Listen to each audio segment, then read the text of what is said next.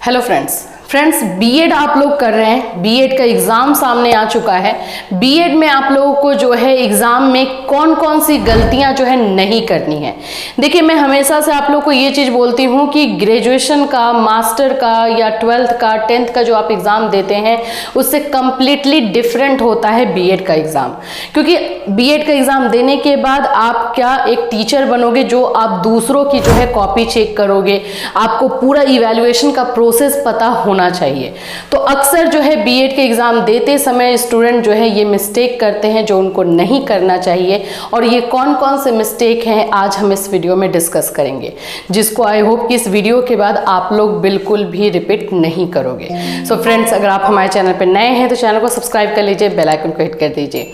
BEd के जो है पेड क्लास स्टार्ट हो चुके हैं। Agra university, Awadh university, CCS university and Bihar की यूनिवर्सिटीज के पेड क्लास चलाए जा रहे हैं और नोट्स भी आपको प्रोवाइड किए जाते हैं। तो अगर आप लोगों को क्लास या नोट्स चाहिए तो जो नंबर दिया गया है उस पर आप मैसेज कर सकते हो।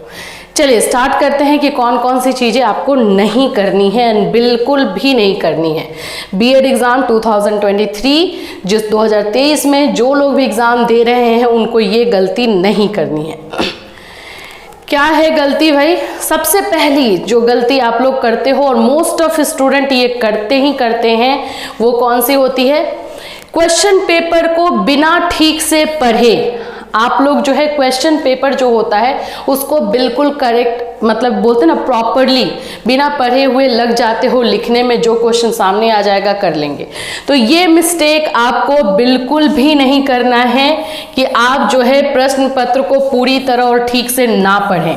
आपको सबसे पहले 5 मिनट का टाइम ये निकाल करके चलना है कि क्वेश्चन पेपर को, पूरे क्वेश्चन पेपर को अच्छी तरीके से पढ़ें। ठीक है, अगर आप सही तरीके से रीडिंग नहीं करोगे तो मे भी ऐसा होता है स्टूडेंट के साथ कि जैसे उनको मिला एक क्वेश्चन लगा कि इनको कि ये बहुत अच्छा क्वेश्चन है, ये मैं कर सकता हूँ या कर सकती हूँ, और फिर उसके बाद से वो कहीं ना कहीं इस क्वेश्चन में जाके फंस जाते हैं। तो पहले आप अच्छी तरीके से सभी क्वेश्चन को रीड कीजिएगा, समझिएगा कि क्या हो रहा है। हाँ, इसमें 5 मिनट का टाइम लगेगा, लेकिन ये 5 मिनट जब आप दोगे तो आपके लिए अलग ही यूजफुल हो जाएगा। सेकेंड आपका जो चीज़ है जो आपको बिल्कुल नहीं करना है वो मैं आपको बता दूं, ये आपका है सिलेक्शन ऑफ क्वेश्चन। ये अक्सर रॉन्ग करते हैं और ये तो इस बार का एग्जाम्पल ही मैं आपको बता सकती हूँ। इस बार में क्या हुआ है कि स्टूडेंट जो है एग्जाम रूम में गए हैं और उनको समझ में, उनको सारा क्वेश्चन आता था। ये भी आपके साथ होगा ही होगा कि आप जब एग्जाम रूम में जाओगे तो आपको सभी के सभी लॉन्ग क्वेश्चन भी देख लो, शॉर्ट देख लो, वेरी शॉर्ट देख लो, सभी क्वेश्चन आपको आएंगे। लेकिन आप जानते हो कि लॉन्ग एंड शॉर्ट क्वेश्चन में आप लोगों के लिए जो है ऑप्शन दिया हुआ रहता है, तो उसको आपको चूज करना है, सिलेक्ट करना है सही, जो कि आप बहुत अच्छी तरीके से कर सकते हो। यहाँ पे मिस्टेक स्टूडेंट करते हैं। एंड दूसरा जो मिस्टेक इसमें सिलेक्शन ऑफ क्वेश्चन में जो आप करते हो वो मैं आपको बता दूं, वो आपका रहता है कि कौन सा क्वेश्चन पहले करना है। यहाँ पे हमेशा याद रखना, फर्स्ट सबसे पहले आप लोग को लॉन्ग क्वेश्चन टच करना है। लॉन्ग क्वेश्चन अगर आप 2 या 3 जितने भी आपकी यूनिवर्सिटीज के अकॉर्डिंग दिए हुए रहेंगे, अगर आप वो कर लेते हो तो आपका 50% सिलेबस कवर हो जाता है। 50% क्वेश्चन का जो है मार्क्स आप कवर कर लेते हो। तो सबसे पहले कौन सा क्वेश्चन करना है? आपको लॉन्ग क्वेश्चन करना है। कभी भी आप, और अक्सर स्टूडेंट जो है वेरी शॉर्ट से स्टार्ट करते हैं, उनको लगता है ऑब्जेक्टिव है चलो फटाफट हो जाएगा और फिर जो टाइम बचेगा लॉन्ग में देंगे। ये गलत है, ये चॉइस जो है बिल्कुल गलत होता है। सेकेंड आपका होना चाहिए शॉर्ट क्वेश्चन का, क्योंकि लॉन्ग के बाद जो आपको मार्क्स देने वाला क्वेश्चन होगा वो शॉर्ट होगा। अगर देखो आप लॉन्ग क्वेश्चन पूरा कर लिए, शॉर्ट क्वेश्चन भी कर लिए, अगर वेरी शॉर्ट 10 नंबर का आता है, ज्यादा से ज्यादा 8 नंबर का आता है, अगर छूट भी गया तो क्या गया, लेकिन एक शॉर्ट क्वेश्चन छूट गया तो आपका 4 नंबर, और अगर एक लॉन्ग छूट गया तो 10 से 15 नंबर चला जाता है। समझ में आ रही है बात? तो पहले आपको लॉन्ग करना है, दूसरे नंबर पे आपको शॉर्ट करना है, एंड तीसरे नंबर पे आपको वेरी शॉर्ट करना है जो कि ऑब्जेक्टिव क्वेश्चन रहेंगे।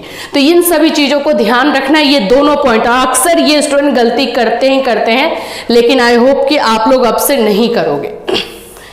नेक्स्ट आप लोगों का जो मोस्ट इंपॉर्टेंट है, जो कि स्टूडेंट मैक्सिमम आप लोग भूल गए हो ये चीज़ों को करना, और आज के टाइम में एग्जामिनेशन में ये चीज़ बहुत इंपॉर्टेंट है, टाइम मैनेजमेंट। आपको अगर 3 घंटे का टाइम है तो आप ये अपने जो पहले से प्लानिंग करके जाओगे कि वो 3 घंटा जो है आप कहाँ देने वाले हो, 3 आवर्स जो है आप कैसे डिस्ट्रीब्यूट करने वाले हो। ठीक है, मैं ये पाई चार्ट के थ्रू आपको दिखा दूं। जैसे मैंने बताया कि सबसे पहले आपको लॉन्ग क्वेश्चन करना है, और लॉन्ग क्वेश्चन करते हो दैट मीन्स कि आप 50% से ज़्यादा जो है क्वेश्चन मार्क्स जो है कवर कर लोगे। तो सबसे ज़्यादा टाइम 3 आवर्स का जो है सबसे ज़्यादा टाइम आपको लॉन्ग क्वेश्चन के लिए देना है।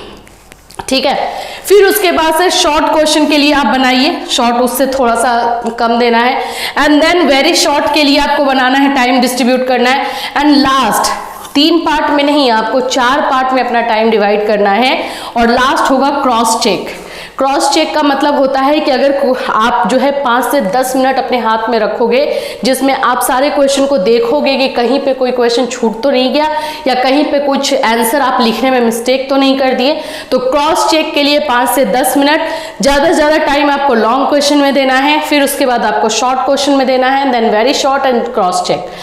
ये टाइम मैनेजमेंट, जो ये टाइम डिवीजन होता है, ये बहुत बहुत ज़्यादा इंपॉर्टेंट है। एंड अक्सर आपने स्टूडेंट से सुना होगा ये बोलते हुए कि अरे टाइम की वजह से मेरा क्वेश्चन छूट गया, टाइम नहीं था इसलिए नहीं कर। एक्चुअली में टाइम तो उतना ही था, आपने उसको मैनेज सही तरीके से नहीं किया। तो ये गलती आप नहीं करेंगे। अभी बहुत सारी यूनिवर्सिटीज़ के जो है एग्ज़ाम होने वाले हैं, RMP, SU, DDU, ये सभी ने जो है डेट अनाउंस कर दिया है। तो इन सभी पॉइंट्स पे आप सभी ध्यान देना। ठीक है, ये आप लोगों का जो है पॉइंट जिसको आपको करना है। नेक्स्ट आप लोगों का होगा क्वेश्चन का पैटर्न। ये चीज भी जो है स्टूडेंट अक्सर मिस्टेक करते हैं। क्वेश्चन के पैटर्न में आप लोगों को किस तरह से क्वेश्चन का आंसर लिखना है। देखो होता क्या है ना कि हमें आदत हो जाती है कि जिस तरह से हम 10th में, 12th में, ग्रेजुएशन में आंसर लिखते आए हैं वैसे लिखते जाते हैं। वैसा बीएड का खेल नहीं है। बीएड को 4 पार्ट में आपका क्वेश्चन का आंसर चाहिए, हर क्वेश्चन का। कौन कौन सा है 4 पार्ट? सबसे पहले इंट्रोडक्शन, जो भी टॉपिक आप लिख रहे हो उसका इंट्रोडक्शन, उसका जो है प्रस्तावना हिंदी में बोलते हैं, वो करना जरूरी है, इंट्रोडक्शन देना जरूरी है। मान लो कि आप ग्रोथ एंड डेवलपमेंट, वृद्धि में विकास है, वो लिख रहे हो, तो वृद्धि किसे कहते हैं, उससे पहले वृद्धि होता क्या है वो आप बताओगे कि जो हमारा ग्रोथ होता है वो क्या होता है। तो उस टॉपिक का आपको इंट्रोड्यूस करना है, उसका जो है प्रस्तावना लिखना है, पहला पार्ट। भले ही आप 4 लाइन में लिखो, लेकिन आपको ये इस तरह से पैटर्न में आंसर देना होगा। सेकेंड आपका जो होता है डेफिनेशन। सेकेंड पार्ट में जो आपको आंसर देना होगा वो डेफिनेशन, जिसको हम परिभाषा बोलते हैं। इसमें आपके साइकोलॉजिस्ट के परिभाषा आते हैं, उन लोगों का स्टेटमेंट क्या है, ग्रोथ के बारे में जो है हर्बर्ट ने क्या बोला है, फिर उसके बाद स्किनर ने अधिगम के बारे में क्या बोला है, लर्निंग के बारे में उनका क्या विचार है। उनका हर क्वेश्चन में अगर लॉन्ग क्वेश्चन लिख रहे हो तो ये डेफिनेशन में आपको जो है 3 स्टेटमेंट आपको लिखने हैं, जो भी साइकोलॉजिस्ट है उनके। अगर शॉर्ट में लिख रहे हो तो 2, ये ध्यान में रखना। ये सभी में मार्क्स कटता है और आप लोग बोलोगे कि मैम हमने तो बहुत अच्छा किया था, हमारा मार्क्स क्यों कट गया? इन सब की वजह से कटेगा। तो फर्स्ट पार्ट में इंट्रोडक्शन, सेकंड पार्ट में डेफिनेशन, जिसमें लॉन्ग में 3 डेफिनेशन, 3 स्टेटमेंट होने चाहिए, एंड शॉर्ट में 2। तीसरा आपका है बॉडी। अक्सर लोग बोलते हैं बॉडी इंपॉर्टेंट नहीं होता है, बीएड में ये भी इंपॉर्टेंट है, जिसको हम एक्सप्लेनेशन बोलते हैं। मतलब जो टॉपिक आपको मिला है उसी टॉपिक को विस्तार से जो है उसकी व्याख्या करना।